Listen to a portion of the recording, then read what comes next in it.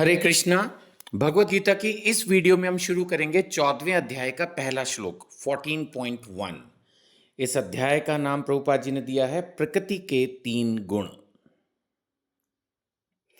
श्री भगवान वाचा, शुरू से भगवान ने बोलना शुरू किया है इस अध्याय में, और भगवान कह रहे हैं कि अब मैं तुमको समस्त ज्ञानों में सर्वश्रेष्ठ इस परम ज्ञान को पुनः कहूंगा।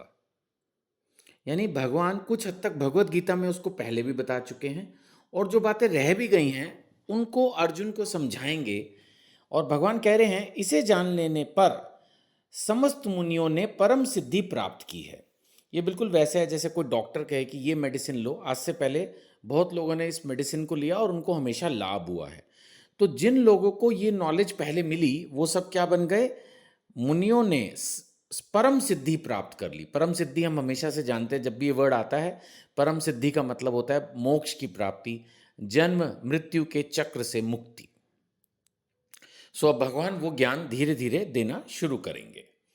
सबसे पहले 14वें अध्याय के दूसरे श्लोक में जब हम पहुंचते हैं तो वहां पर बताया जा रहा है, भगवान कह रहे हैं जो इस ज्ञान में स्थिर होकर, पहली बात तो ज्ञान मिलने के बाद उसमें स्थिर होना जरूरी।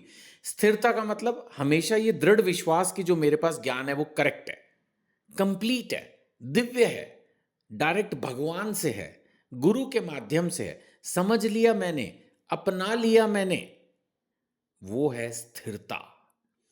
सो भगवान कह रहे हैं इस ज्ञान में स्थिर होकर मनुष्य मेरी जैसी दिव्य प्रकृति को प्राप्त कर सकता है। अब नेचुरली भगवान दिव्य हैं, अगर हम भगवान के धाम में पहुंच जाएंगे, भगवान के धाम में उनकी सेवा करेंगे, दिव्य शरीर को प्राप्त करेंगे, तो एक तरह से कुछ गुण भगवान जैसे हो जाएंगे।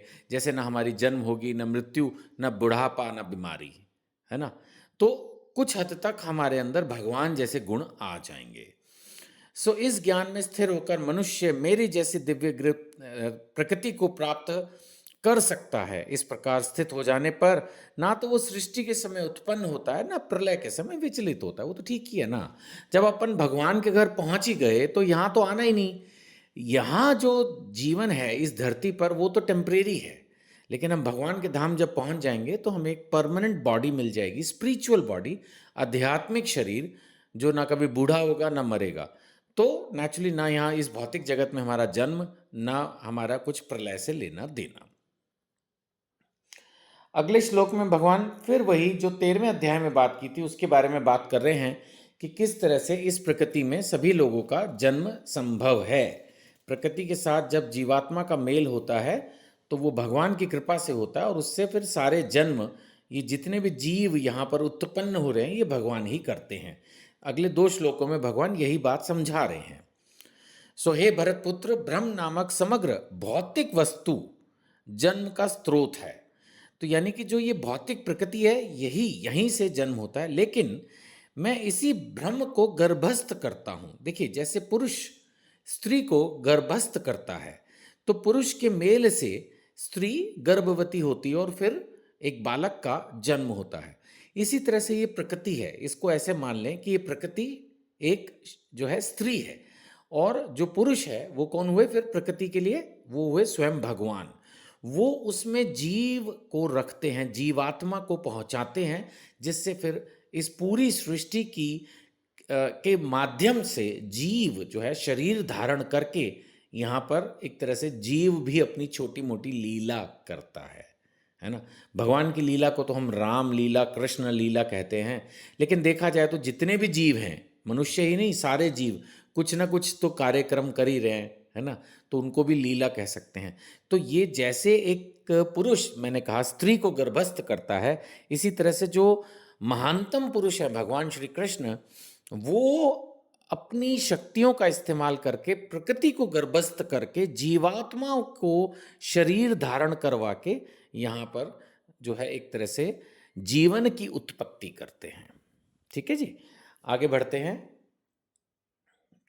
14वां अध्याय 4था श्लोक। यहाँ पर मैं ये संस्कृत में बहुत शब्द यूज करता हूँ। संस्कृत में यहाँ पर शुरू में भगवान ने कहा है सर्व योनिषु कौन्तेय, है ना। सर्व योनिषु, भगवान ने मनुष्येषु ने कहा सर्व योनिषु, जितनी भी योनियां हैं। और श्लोक के अंत में आप नीचे देखेंगे संधि विच्छेद में, जहाँ नजर आ रहा होगा, अहम बीज प्रदय पिता, मैं बीज देने वाला पिता हूं। तो सर्व योनिषु कौन्तेय अहम बीज प्रदय पिता, ये मैं प्रचार में काफी यूज करता हूं हमेशा श्लोक, 14वें अध्याय का चौथा श्लोक। सर्व योनिषु कौन्तेय अहम बीज प्रदय पिता। तो क्या कह रहे हैं भगवान इसमें कि हे कुंती पुत्र, तुम यह समझ लो कि समस्त प्रकार की जीव योनियां, क्या कह रहे हैं भगवान, हे कुंती पुत्र तुम यह समझ लो कि समस्त प्रकार की जीव योनियां, समस्त प्रकार की जीव योनियां, समस्त जितने भी जीव हैं जिनमें जीवन है, चाहे वो पंछी है, पशु है, मछली है, मनुष्य है, पेड़ है। सो हे कुंती पुत्र तुम यह समझ लो कि समस्त प्रकार की जीव योनियां इस भौतिक प्रकृति में जन्म द्वारा संभव है। हमने पिछले श्लोक में भी पढ़ा कि भौतिक प्रकृति के माध्यम से भगवान उनको प्रकट कर रहे हैं। सो जीव योनियां इस भौतिक प्रकृति में जन्म द्वारा संभव है, और मैं, यानी भगवान श्री कृष्ण अपने लिए बोल रहे हैं, और मैं उनका बीज प्रदाता पिता हूं। नेचुरली, जैसे मैंने पिछले श्लोक की व्याख्या में भी थोड़ा डिस्कस करने की कोशिश की कि पुरुष एक तरह से बीज देता है स्त्री को, और फिर वो स्त्री उस बीज को डेवलप करके एक संतान को जो है जन्म देती है।